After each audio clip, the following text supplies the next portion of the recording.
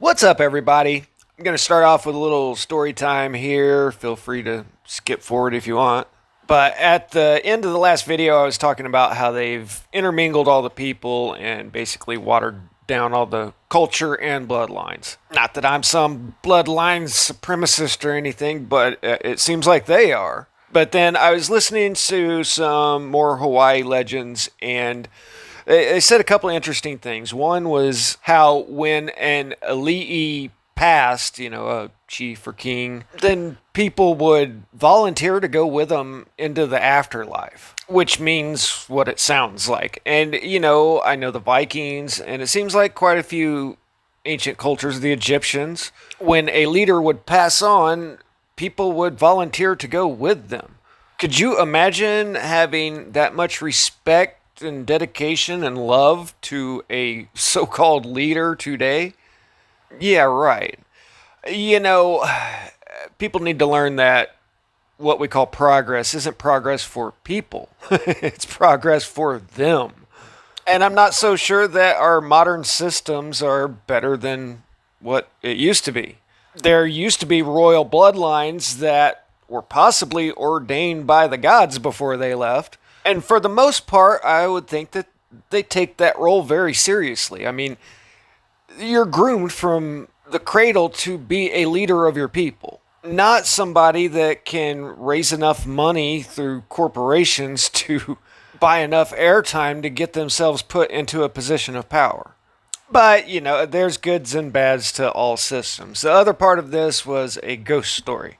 And the guy whose channel I was watching said that a younger guy had came up and told him this story once. And this took place in Eo Valley State Park, where a battle had happened that was basically when Westerners took over the place. But thousands of warriors perished, and they said there were so many of them lying out there that it dammed up the river. And there have been ghost stories since then. So the guy had went here with a female friend of his, and they went out and they were hiking the trails. It was turning dark outside, and they were getting close to the parking lot, and they saw 2 rows of torches going down the trails in front of them. Then one of them turned and started coming towards them up the trail. There was this eerie silence as they were watching, and then all at once the noise hit them of war drums and also this smell of deceased things. So the guy is standing here terrified and mesmerized by the flames, this trail of torches coming up the trail. He doesn't really notice, but the girl next to him had taken off all of her clothes, and then she threw him down on the ground and got on top of him. They stayed there for what seemed like hours, and then finally it seemed like it had passed, and the woman got off of him and started putting her clothes back on, and he noticed all these hand and footprints all over, bruises.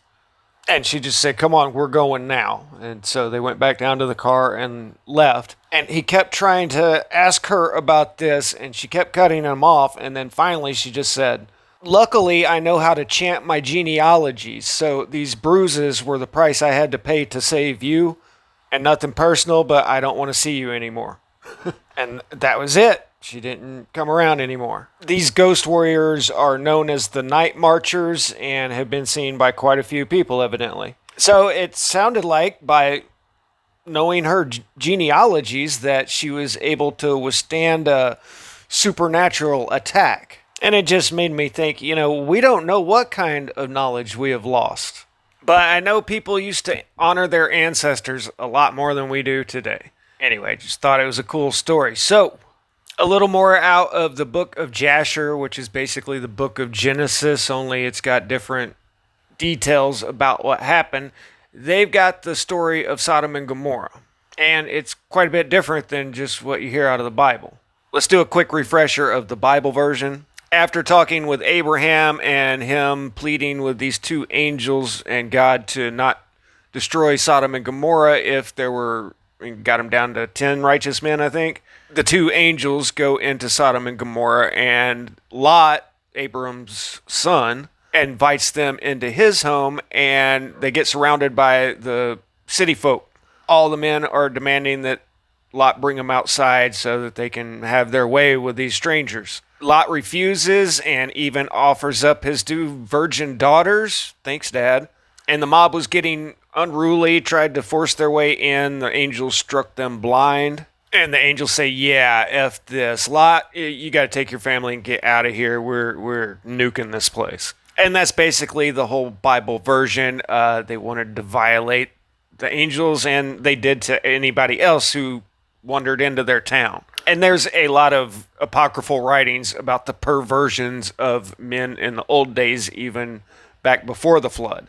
Now, just so you know, there's an old Greek myth about two gods, Jupiter and Mercury, who go incognito to a town, and all the rich people lock their doors and nobody will show them any hospitality. And an old poor couple saw them and said, "No, hey, come on in." And they started sharing their food and their wine with them well above their means. And finally, the man notices that he keeps filling up their wooden cups with wine and the pitcher stays full. Well, they realize that these are gods, and they fall down and supplicate before them and decide they better cook their guard goose. That's literally how they describe it, the goose that guarded the house, to show hospitality to these gods. The goose runs and sits on Jupiter's lap, and he says, "All right, nah, don't worry about it. You don't have to do that. But you might want to go up on that hill over there, because I'm about to teach all these jerks a lesson around here." So they got as far as an arrow can fly up the hill, and they turned to see that the whole town had been swallowed up in a flood, and that their humble little cottage had been turned into a magnificent, ornate temple. The couple asked if they could be guardians of the temple, and that was granted, and apparently they got a wish, and they just asked that they could both die at the same time. Beautiful story. You guys getting all kinds of stories in this one. But showing hospitality to your guests used to be a very important thing, and any stranger in your land. Anyone that you invite under your roof is under your protection. So apparently all of the gods took that very seriously, and just a reminder, the Elohim is plural for gods. But the major sin here was failing to show proper respect to a stranger. And you see similarities with Sodom and Gomorrah, because the couple that showed hospitality to the disguised gods were told to flee in advance, where they watched the town get wiped out from up on a hill. Okay, so now let's do the Book of Jasher's version of Sodom and Gomorrah. I've never seen a text that used the word "and" so much, so I'm going to try to find some other conjunctions here, because if it doesn't drive you crazy, it'll drive me crazy. But sometimes it's actually needed in there, and we're just going to hit the pertinent points. And the cities of Sodom had 4 judges to 4 cities, and these were their names. By desire of their 4 judges, the people of Sodom and Gomorrah had beds erected in the streets of the cities, and if a man came to these places, they laid hold of him and brought him to one of their beds, and by force made him to lie in them. We all know what happens next, right? Well, not so fast. As he lay in them, 3 men would stand at his head and 3 at his feet, and measure him by the length of the bed. If the man was less than the bed, these 6 men would stretch him at each end, and when he cried out to them, they would not answer him. If he was longer than the bed, they would draw together the 2 sides of the bed at each end until the man had reached the gates of death. If he continued to cry out to them, they would answer him, saying, "Thus shall it be done to a man that cometh into our land." When men heard all these things that the people of the cities of Sodom did, they refrained from coming there. When a poor man came to their land, they would give him silver and gold, and cause a proclamation in the whole city not to give him a morsel of bread to eat. And if the stranger should remain there some days and die from hunger, not having been able to obtain a morsel of bread, then at his death all the people of the city would come and take their silver and gold which they had given him. Those that could recognize the silver or gold which they had given him took it back, and at his death they also stripped him of his garments, and they would fight about them, and he that prevailed over his neighbor took them. So just a literal dog-eat-dog world there. They would after that carry him and bury him under some of the shrubs in the desert. So they did all the days to anyone that came to them and died in their land. In the course of time, Sarah sent Eliezer, which is one of Abraham's other sons, to Sodom to see Lot and inquire after his welfare. And Eliezer went to Sodom, and he met a man of Sodom fighting with a stranger, where the man of Sodom stripped the poor man of all his clothes and went away. This poor man cried to Eliezer and supplicated his favor on account of what the man of Sodom had done to him. And he said to him, "Why dost thou act thus to the poor man who came to thy land?" And the man of Sodom answered Eliezer, saying, "Is this man thy brother? Or have the people of Sodom made thee a judge this day, that thou speakest about this man?" And Eliezer strove with the man of Sodom on account of the poor man. And when Eliezer approached to recover the poor man's clothes from the man of Sodom, he hastened and with a stone smote Eliezer in the forehead. And the blood flowed copiously from Eliezer's forehead. And when the man saw the blood, he caught hold of Eliezer, saying, "Give me my hire for having rid thee of this bad blood that was in thy forehead. For such is the custom and the law in our land." Eleazar said to him, "Thou hast wounded me, and requirest me to pay thee for thy hire?" And Eleazar would not hearken to the words of the man of Sodom.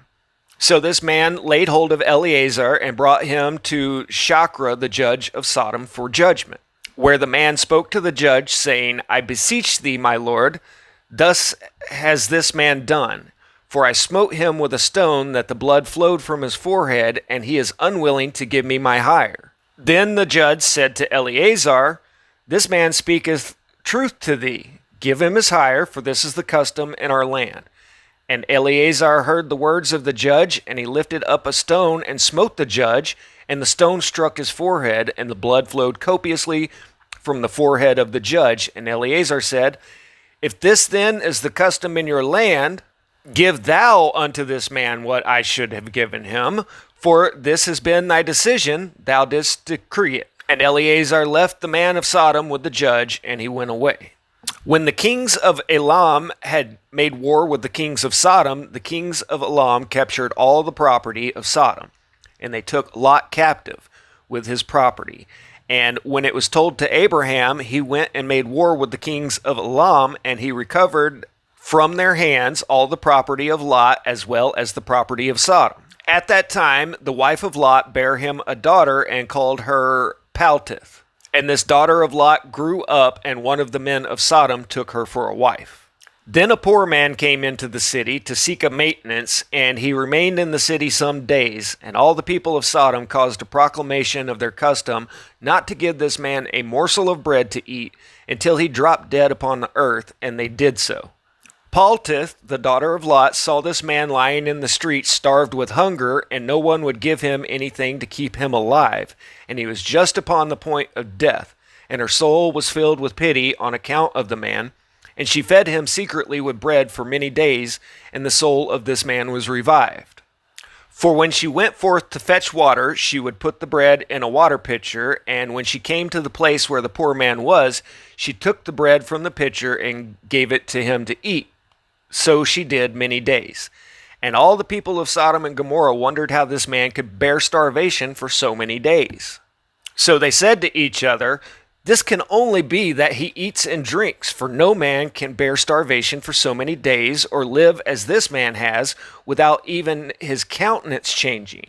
And 3 men concealed themselves in a place where the poor man was stationed, to know who it was that brought him bread to eat. So Paltith, daughter of Lot, went forth that day to fetch water, and she put bread into her pitcher of water, and she went to draw her water by the poor man's place, and she took out the bread from the pitcher and gave it to the poor man, and he ate it. The 3 men saw what Paltith did to the poor man, and they said to her, "It is thou then who hast supported him, and therefore he has not starved, nor changed in appearance, nor died like the rest." Then the 3 men went out of the place in which they were concealed, and they seized Paltith and the bread which was in the poor man's hand.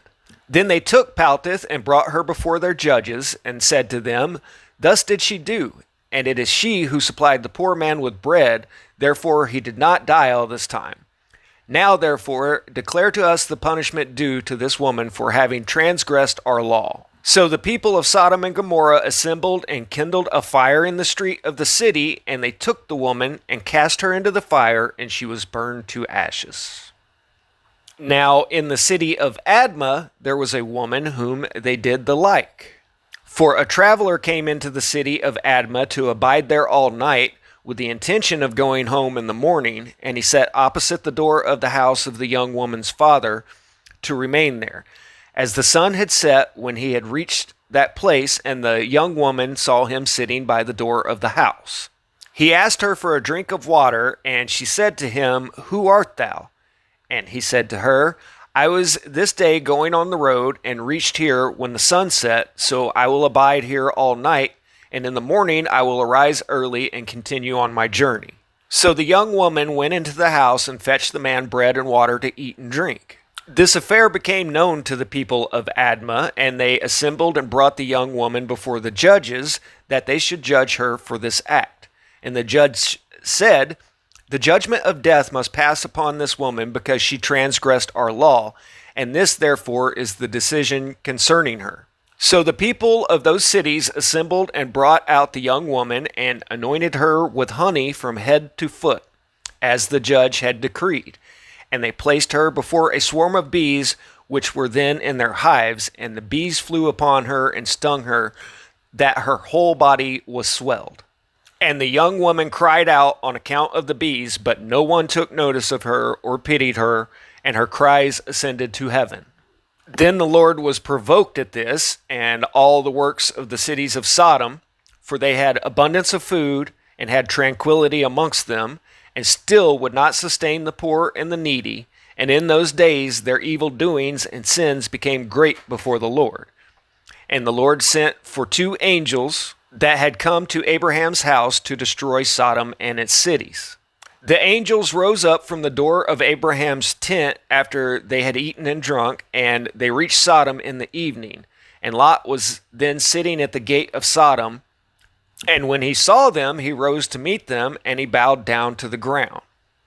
Then he pressed them greatly and brought them into his house, and he gave them victuals which they ate, and they abode all night in his house. Then the angel said to Lot, "Arise, go forth from this place, thou and all belonging to thee, lest thou be consumed in the iniquity of this city, for the Lord will destroy this place." Then the angels laid hold upon the hand of Lot, and upon the hand of his wife, and upon the hands of his children, and all belonging to him, and they brought him forth and set him without the cities.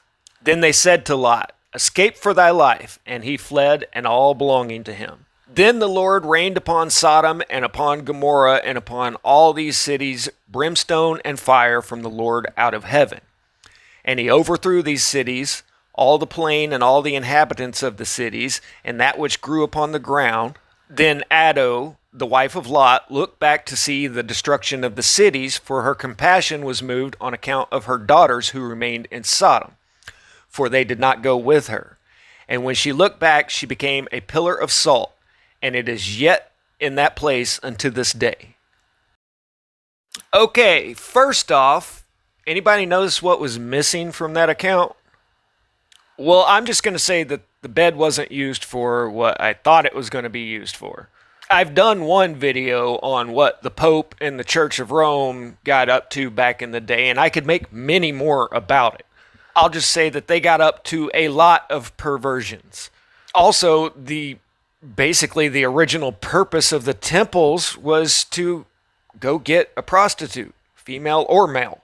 So the Church of Rome has a long history of freakiness. And I'll have to show you guys the hit piece written by Epiphanius about the original Gnostics. Still to this day, the first thing that they go to attack someone with is a sex scandal. They're not very creative, and usually it's accuse your enemy of that which you are guilty. So I just find it very peculiar that the main point that we've all heard about this is absent from this version of the story. This version lines up with the Greek mythology of it being a major sin to not show hospitality to a stranger in your town, and to not take care of your poor and infirm. And by that right, every city in America right now deserves to be wiped off the map. I have lived in the Bay Area, which is the Sodom and Gomorrah of our day in every sense of the word. And aside from all of the freakiness that they so much pride themselves on, it was heartbreaking to see the utter despair and hopelessness of people that will never have a way out of the situation that they are in right now. And aside from the people literally dressing up like demons to celebrate their debauchery, the real demons are in City Hall. During the Great Toilet Paper Crisis, they literally spray painted circles 6 feet apart out in front of City Hall. They didn't even buy the tents, but this was $18.2 million of so-called aid to help the less fortunate. And they actually have the nerve right now to claim that homelessness has dropped since 2022 to 2,900 people. That's it. Everybody that's ever been there knows that there are tens of thousands of people out on the street, and they're sitting here with a straight face trying to tell you it's less than 3,000 people. This got scrubbed from the internet almost instantly, but they are talking about the mayor of Oakland here. I'll let you guys read what it says there. Within one day, this disappeared off the internet. But like I said, this is the mayor of Oakland. So whether it be the perversions or just the cruelty towards people in general, the evil spirit of Sodom and Gomorrah is still alive to this day. And I better just stop there before I get myself into trouble. So I just wanted to say to you guys that actually watch all my videos, I really, when I make this many videos, I feel like, man, y'all are going to just get sick of hearing my voice altogether, and I'm going to make one of these days, and everybody's just going to be like, enough, dude, enough, stop. But I guess you're not listening to the same line over and over of me. I seriously get sick of hearing my own voice. But I guess when a creator I like is putting out videos, then I keep watching them, so I hope you guys are enjoying them. I just have to beat down that part of me that hates me with a stick to be able to do this. So anyway, thanks for watching, guys and gals, and I'll catch you on the next one. Static out.